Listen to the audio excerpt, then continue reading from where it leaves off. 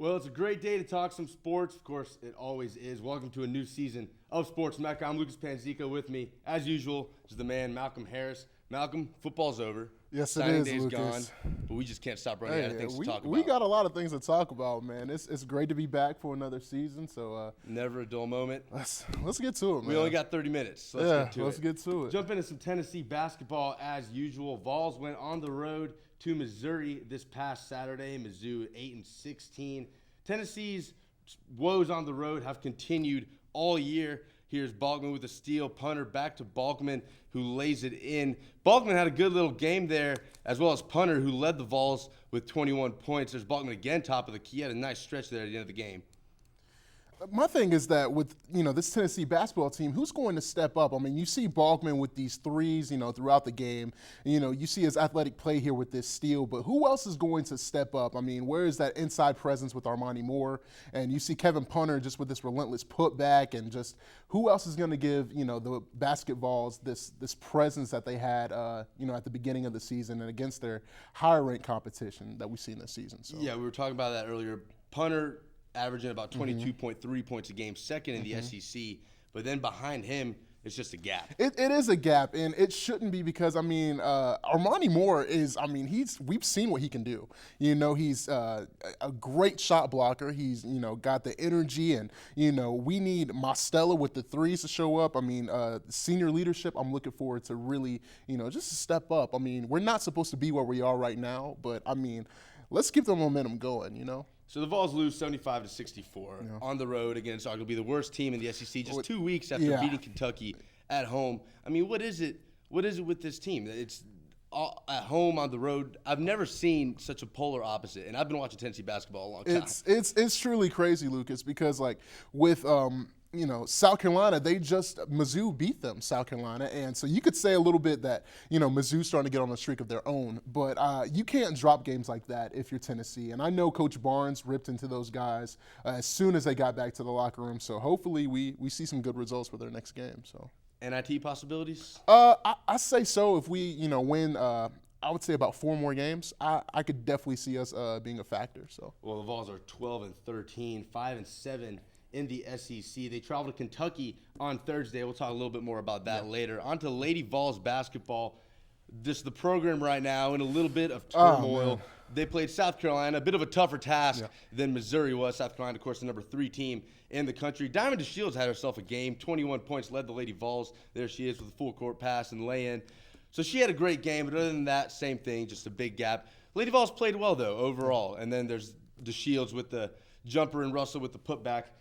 But let's talk about this. Lady Vols 15-10, 6-6 in the SEC. Loses South Carolina 62-56. And then, of course, fans are going to start talking about Holly Warlick on the hot seat. Can you really start talking about that? You can't. Look what Holly has done. And, Holly's not out there committing 19 turnovers a game. You can't turn the ball over 19 times and expect to come out on top. It's just not going to happen. And, I see, Holly's track record, and I can't compare it. Gino, obviously, but, the last 4 years, you can't have anybody better. So I'm still here with Holly, obviously. But what do you think? Well, you just look at her first 3 seasons. You got 27 wins, Elite 8, 29 wins, Sweet 16. Who do you hire? If you fire Holly Warlick, who do you hire? Do you hire Tyler Summit? You hire Gino or him. Right. And he's not. That's not going to happen. Right. So I just. Holly Warlick hit 100 wins a couple weeks ago against Arkansas at home. Only 16 other head coaches in the history of college basketball can say the same thing. Pat Summit, by the way, is not one of them. She's not. Exactly. She's not. So, is it in the realm of possibility that the Tennessee will fire someone that's been in the program 30-plus years? Well, my thing is that if you do, you have to bring in somebody with impeccable work ethic that will get Tennessee back to where we need to be. Names that come to my mind, obviously Dawn Staley from South Carolina would be at the top of my list. But unless you can bring in that home run hire, you have to stick with Holly because she has done such wonderful things for this program. Of course, Tennessee is on the highest level of women's college basketball, so any coach could probably be lured over there, minus maybe Gino Ariema. But we'll see how it goes. I'm sure she'll be around for another year. Yeah. Now, this is where it gets fun. All-Star Weekend. Yes, sir. Best one I've ever seen. Man, it's been the best one I've seen. We were talking about since 2000. It's been the best All-Star weekend we've had in a while. Well, let's go into the dunk contest Okay. because that's what everyone watches it for, obviously. Yep. Zach LaVine. Well, here's Aaron Gordon of the Orlando Magic making his debut in a dunk contest, and then Zach LaVine looking for a second straight championship. I love this one on the hoverboard, the Magic mascot, the windmill 360. Oh, my goodness. Look at that, how he just arches and then just finishes it off. Oh, my goodness. So, 50. Yeah, 50. definitely, All right. definitely. Zach LaVine's response. He doesn't have the mascot, doesn't have the hoverboard. Pretty much somehow does the same thing. With the bounce. And you see how he just cocks his back right here, and then the 360 literally flushes it down. I mean, that's beautiful. This is my favorite. Man. Over the mascot, between the legs. Or under the legs. You got to watch the replay here. I mean, literally, he gets up high, does a full tuck, and then finishes it off with the flavor. I mean, you just Another got to. 50. Yeah, that should have been it for me. This one, watch the replay. All the way up, all the way down, and then back up. Another 50 for Aaron Gordon. And then Zach LaVine. I mean, he was one step in, as you see, but still, I mean, that's from, between the legs. That's from the doggone free throw line. I mean, it looked pretty familiar. Yeah. So I don't disagree with the panel's discussion. Zach did win, but Aaron Gordon should have got something, a voucher to Shoney, something. They should have really gave my boy something. I'm with you. I was initially saying Zach LaVine because of the Jordan between the legs dunk, but then when I went back and watched it, I mean, those Gordon dunks with the mascot, couldn't get over those. But so Zach LaVine back-to-back championships in the dunk contest. All-Star game. West wins 196-173, highest scoring game of all time. Of course, Kobe's send-off in the All-Star game, his 18th All-Star game. I mean, how much fun did you have watching this game? I had a lot of fun, man. Just seeing guys. I mean, one guy specifically I loved to watch was Anthony Davis, man. He was on fire. What would he do with a legitimate point guard? Right. I mean, just to see the West dominate, I mean, it was just a beautiful scene just for basketball lovers around the country. And then the other aspects of it, Karl Anthony Towns wins the skills competition. And then Klay Thompson wins the three-point over Steph Curry. You asked me this the other day. We were talking about the show.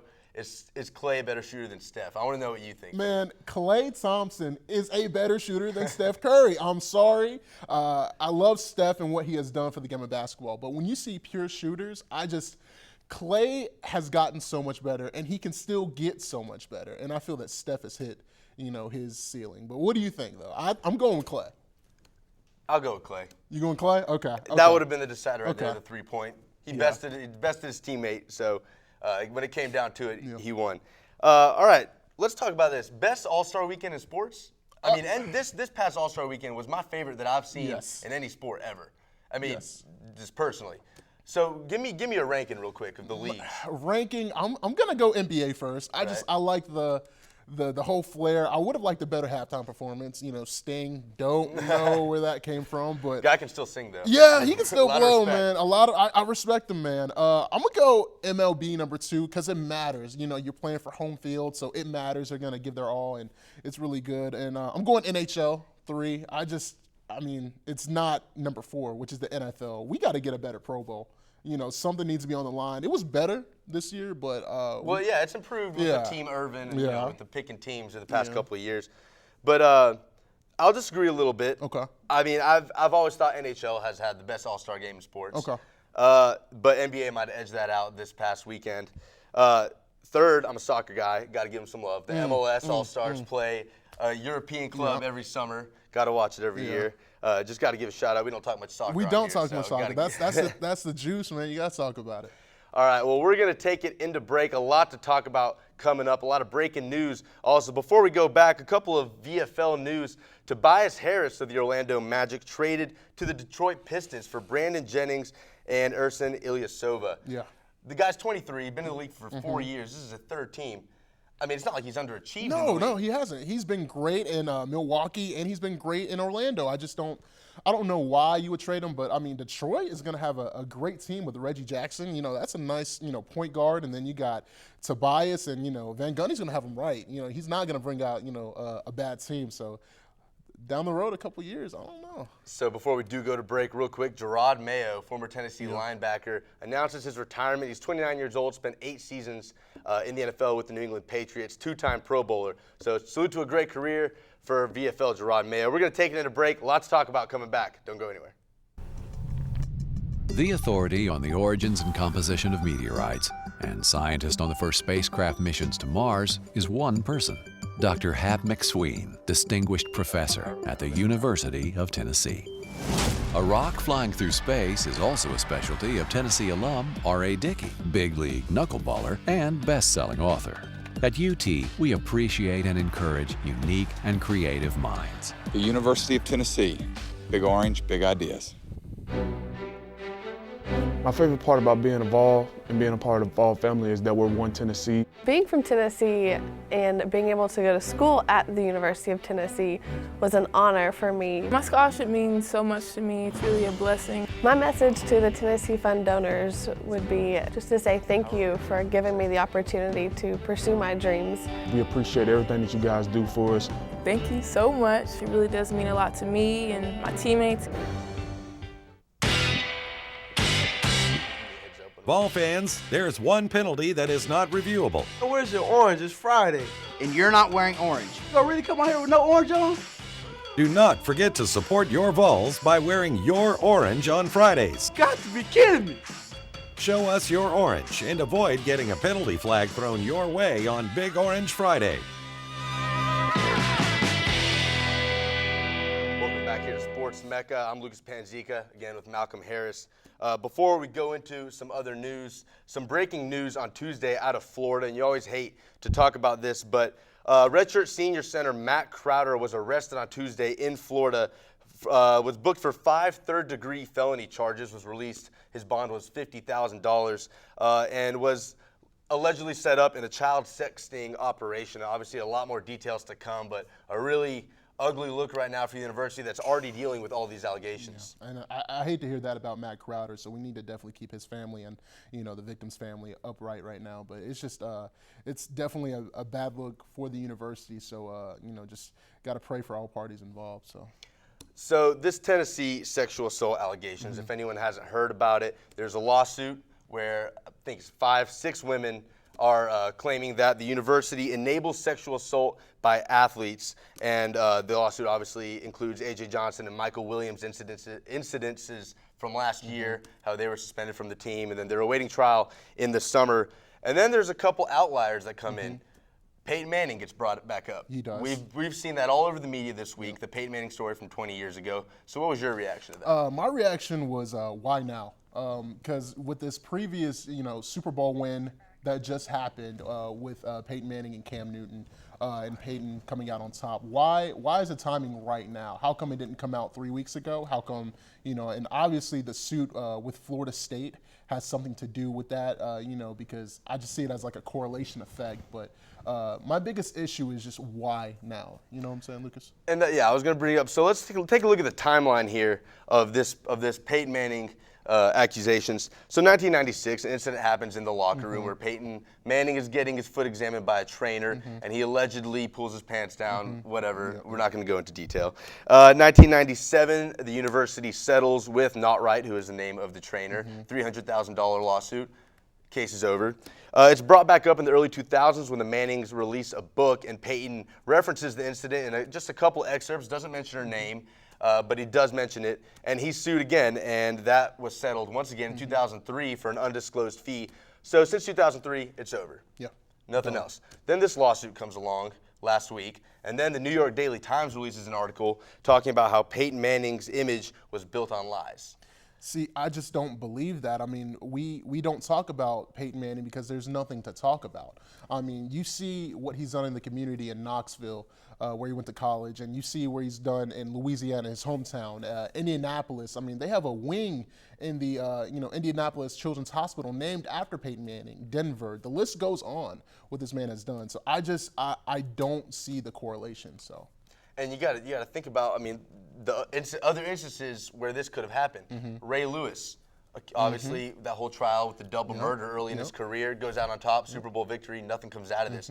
I mean, is this just a case of I mean, obviously, at UT, people are pretty biased. Yeah. But I mean, it's just a case of target. I mean, I just don't understand where this could all come from. It's a very serious allegation. I mean, this is not, a game to be played with. And, for this serious allegation to be against Peyton Manning, I mean, we do need to talk about other allegations. I mean, Ben Roethlisberger. You can even talk, go into detail about that. So Kobe Bryant. I mean, we're celebrating this man a week ago at the All-Star game, but I mean, no one is ringing up. So I don't see the correlation. So if we're going to talk about, things that have happened in the past, we need to also talk about other superstars, just not Peyton Manning.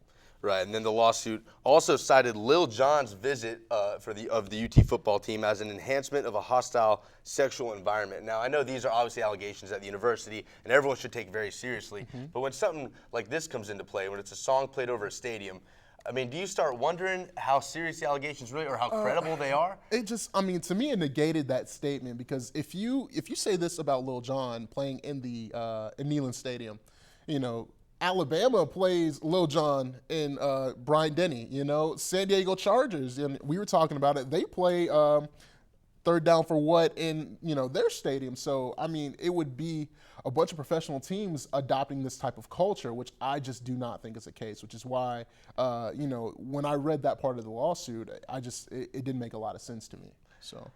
We'll see how it blows over the next couple of weeks. Obviously, the Matt Crowder situation this week is not helping it. No, it's not honestly helping the image. Probably, I think one of the worst things that could have happened.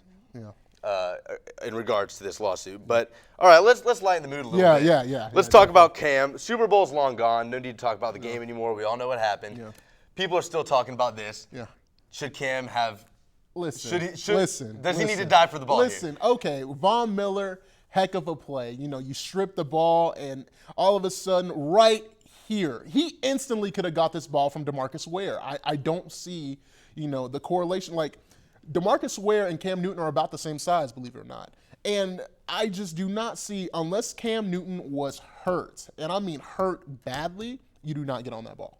But, I mean, I saw a lot of Cam in that play that showed me otherwise. And I truly believe he just did not get on that football, which is unfortunate. I mean, because think about that, Lucas. You get on the football, and you can drive down and score, you know? And it's done because he did not make that play. And I hate to blame it on one guy, but Cam, as a leader of that football team, you should have dived on that football.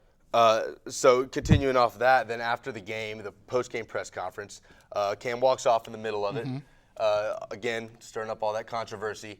What was your opinion on that? My opinion, I was indifferent because I just, you did lose the biggest game of your life. You did. And we were talking about it earlier. He's won at every level. He won the national championship in JUCO. He won as a backup at Florida, won the national championship at Auburn, #1 pick, Heisman. And it's the first time he really loses on a big stage. It's the first time he's lost on a big stage. And it's unfortunate, but as a man, you have to answer those questions. And Russell Wilson, he lost in dramatic fashion last year. Answered every single question thrown at him. And Cam's not the only guy that lost. There are 22 other starters that lost with him. So I just don't, you have to answer those questions, Lucas. Part of the job, part of the deal. All right, we're going to go into break one more time. When we come back, we'll talk some college basketball, some more controversy going on in the sports world, and talk about Tennessee's upcoming game against Kentucky. My favorite part about being involved and being a part of the Vol family is that we're one Tennessee. Being from Tennessee and being able to go to school at the University of Tennessee was an honor for me. My scholarship means so much to me. It's really a blessing. My message to the Tennessee Fund donors would be just to say thank you for giving me the opportunity to pursue my dreams. We appreciate everything that you guys do for us. Thank you so much. It really does mean a lot to me and my teammates. Vol fans, there's one penalty that is not reviewable. Where's your orange? It's Friday. And you're not wearing orange. You gonna really come out here with no orange on? Yeah, no, appreciate it. Do not forget to support your Vols by wearing your orange on Fridays. Got to be kidding me. Show us your orange and avoid getting a penalty flag thrown your way on Big Orange Friday.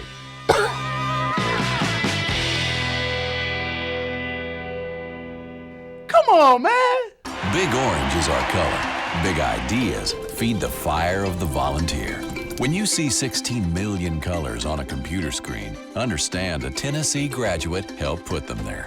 A Tennessee graduate made it possible for you to hold a conversation with a satellite in the palm of your hand. Our ideas touch your life in ways you can't imagine. Orange is simply a color. Big Orange is a way of life. The University of Tennessee. Big Orange, big ideas. Welcome back to Sports Mecca. Now, Lucas, it's been a pretty juicy show so far with, everything we got going on. But talk to me, man, about this Louisville scandal because, we've been, in communication about it. But tell me, what do you think about it?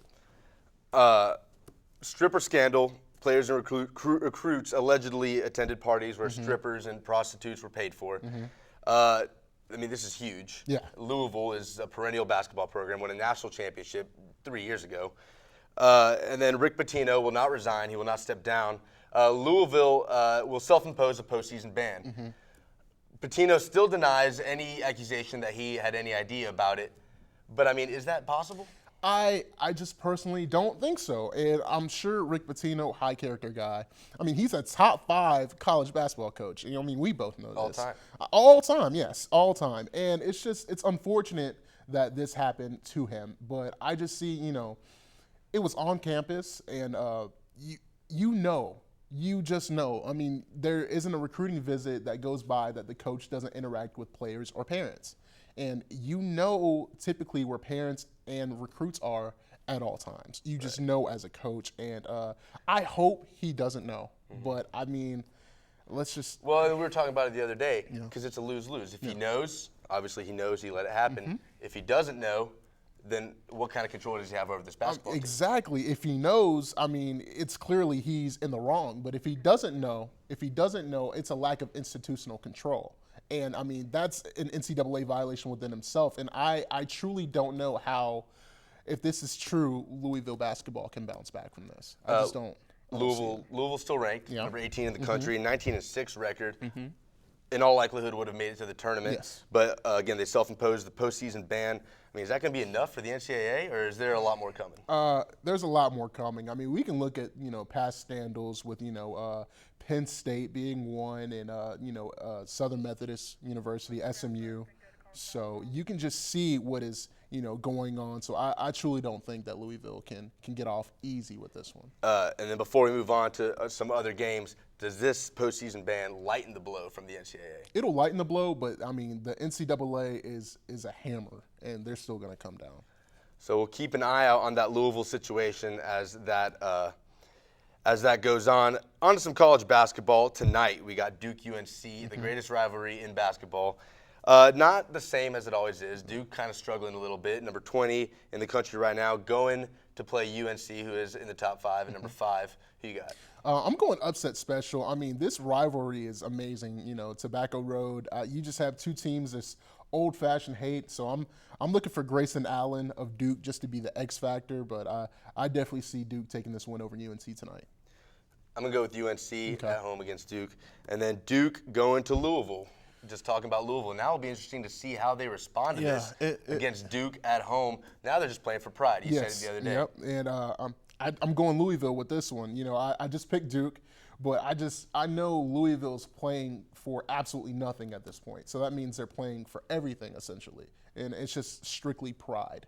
So I'm going to go Louisville. And Louisville's a more talented team than Duke, or they're playing better basketball. They're playing better basketball, absolutely. This season. Absolutely. So I'll agree with you there. I'll go with Louisville. And then number 11, Miami, taking on number 5, UNC next week. I'm going Miami, man. I love how they're playing right now. Press defense. Angel Rodriguez is just having, a great season at the point guard position. And you got Sheldon McKellen.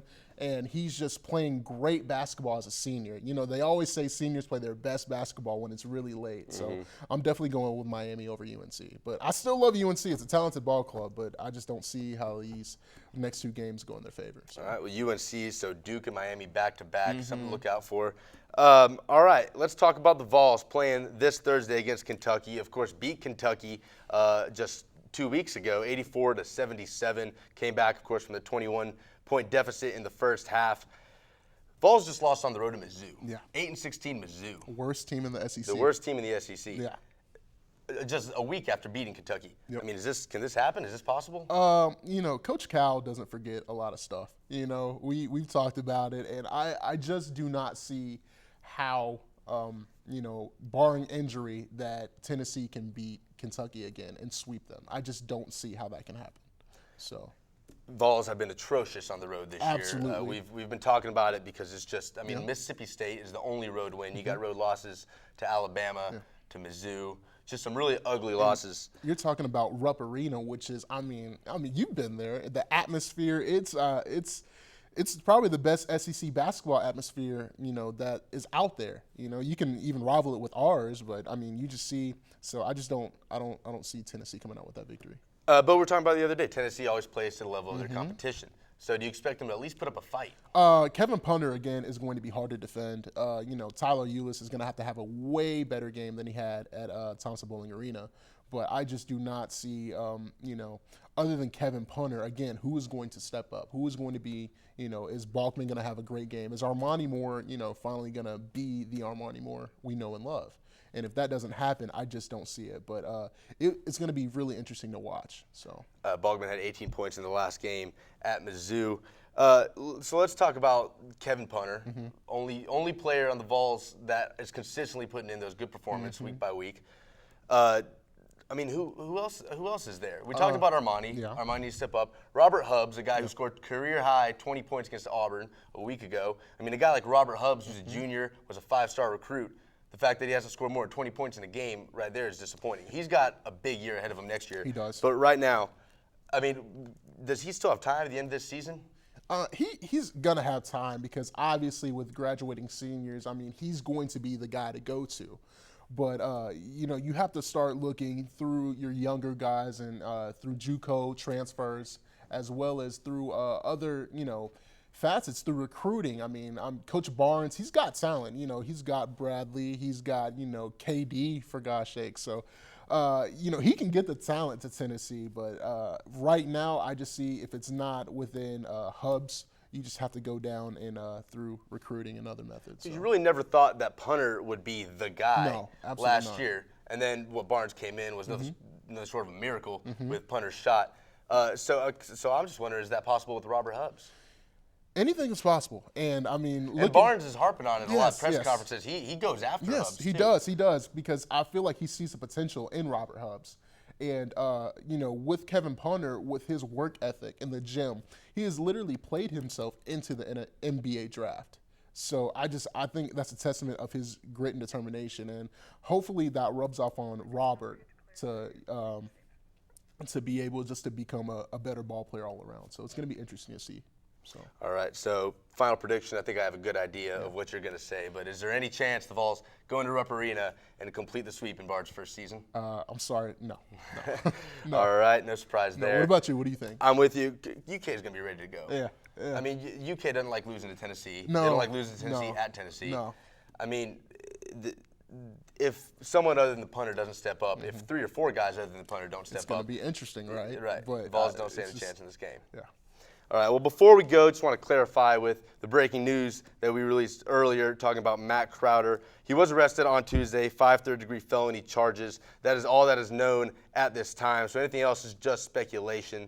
So there will be more details developing later on. But that's it for today in Sports Mecca. Thank you so much for joining us. Great start to the season, man. Yes, sir. Lucas yes, Panzica, sir. Malcolm Harris. We'll see you next time.